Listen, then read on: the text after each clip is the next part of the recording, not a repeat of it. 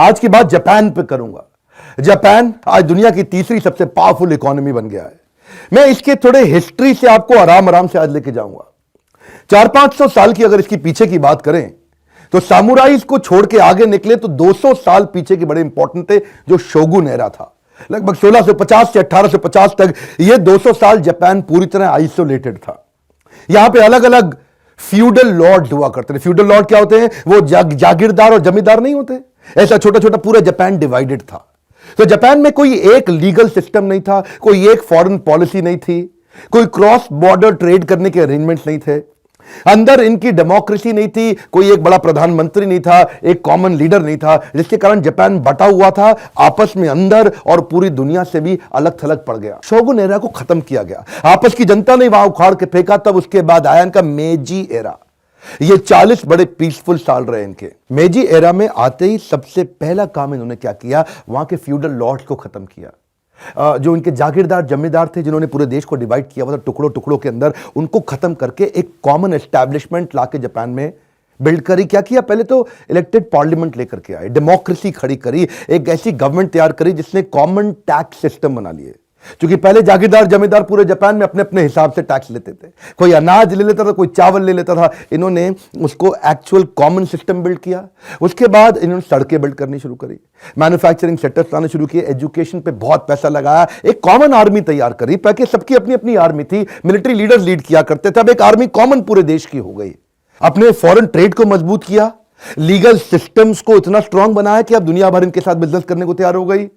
अब खास तौर से इन्होंने अपने मॉरल एजुकेशन पे बहुत ध्यान दिया। एक एक बच्चे को सिखा दिया कि देश के लिए काम करना है। मॉरल कैरेक्टर और इंटेग्रिटी जापानियों में सबसे ज्यादा है साहब। यहां पे इन्होंने अपने को इतना मजबूत कर लिया कि 1905 आते आते दुनिया की सबसे बड़ी पावर उस समय थी रशिया, इन्होंने रशिया को जाके हरा दिया। अब क्या है, इनके पास ना अपने देश के अंदर नेचुरल रिसोर्सेज नहीं थे। जैसे स्टील चाहिए मैन्युफैक्चरिंग सेटअप के लिए, और कुछ चाहिए, सोना चाहिए, बहुत आइटम, कोल वोल, कितना कुछ चाहिए रहता है, खदाने खाने इनके पास है नहीं। तो इन्होंने जाके दूसरे देशों में अटैक करना शुरू कर दिया।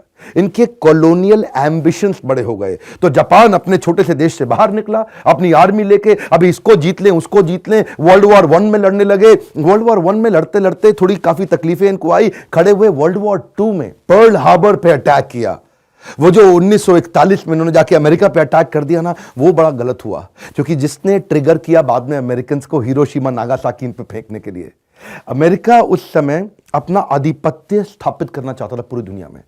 अमेरिका उस समय इंटरनेशनली अपने आप को पावरफुल बनाना चाहता था, और तब उसको मौका मिला। वहां पे जाकर उसने देखा कि जापान पे जाकर के फोड़ दो, और वहीं पे उस समय, क्योंकि ये न्यूक्लियर पावर उस समय अकेले ही देशों में था, न्यूक्लियर पावर, वहां से एक्चुअली जापान की बहुत बुरी हालत हुई। एक फेंका, उसके बाद दूसरा और फेंका। ये अगस्त में आते आते सेकेंड वीक तक जापान ने पूरी तरह अमेरिका को सरेंडर कर दिया था। उन दिनों बोला कि भैया देखो, अनकंडीशनल सरेंडर है, तुम जो चाहो हमसे करा लो। क्योंकि अमेरिका ने इतना बुरा हाल किया, तो अमेरिका वापस आया इनके पास, आके एक ट्रीटी साइन कर लिया। देखो, हम तुम्हें माफ कर देंगे, लेकिन तुम क्या करो, इस समय अपनी आर्मी बिल्ड नहीं करोगे। एक ऐसा ट्रीटी आर्टिकल 9 इनके साथ साइन कराया कि तुम अब आर्मी तैयार नहीं, आर्मी पे इन्वेस्ट नहीं करोगे, हम तुमको सुरक्षा देंगे।